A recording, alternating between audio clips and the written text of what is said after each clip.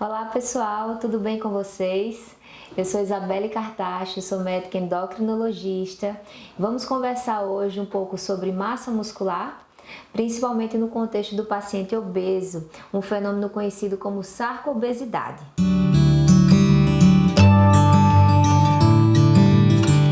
Então, gente, muito se fala hoje em dia sobre envelhecimento saudável, sobre longevidade, e se eu puder dar um conselho para vocês acumulem músculos ao longo dos anos. Por que a gente deve fazer isso? Porque a partir dos 30 anos, sabe-se que começa o declínio da nossa massa muscular. Então precisamos preservar ao máximo essa massa muscular. E qual que é a função dessa musculatura?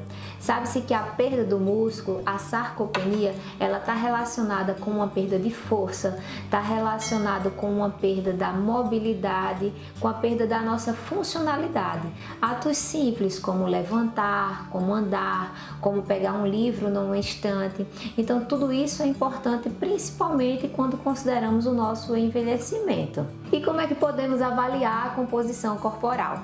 Sabe-se que o exame padrão ouro atualmente é a densitometria de corpo inteiro, realizada em clínicas de imagem, mas outros exames também podem ser feitos, como a bioimpedância, que é o que dispomos aqui no consultório, que é uma corrente elétrica que passa através de 4 eletrodos e que consegue diferenciar a massa magra, a massa gorda e a quantidade de água corporal.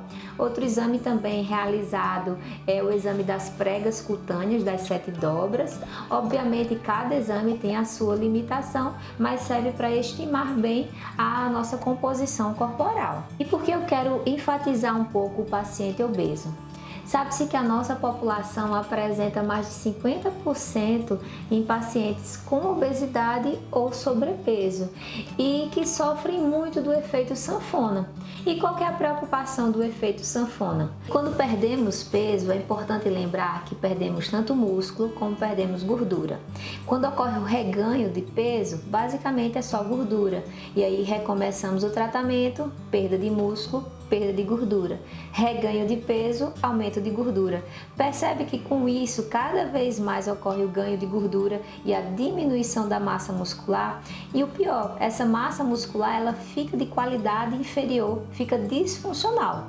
E sabe-se que o nosso metabolismo, a nossa taxa metabólica basal, ela é diretamente proporcional à nossa musculatura. Então é importante lembrar que o paciente com uma sarcoobesidade, ele vai ficando com a taxa metabólica cada vez mais baixa, o metabolismo cada vez mais lento. Então muitas vezes o paciente começa a dizer: doutora, mas eu estou comendo pouco. E realmente ele come pouco, mas ele parte de uma taxa metabólica basal muito baixa, porque ele tem baixa musculatura. E aí o que fazer, diante desse quadro? Como fazer para tentar melhorar a situação do paciente? Então sempre voltamos para o tripé da atividade física, da alimentação e do tratamento medicamentoso da obesidade.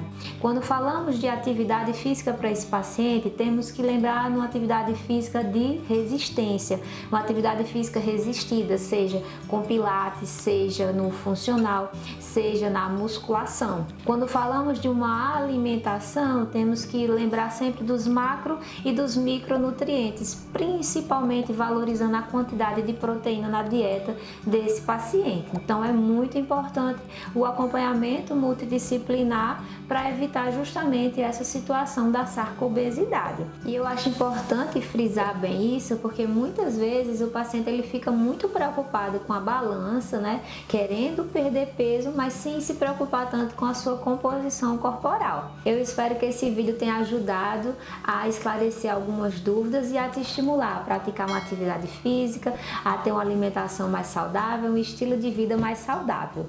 Na dúvida, procure o seu endocrinologista.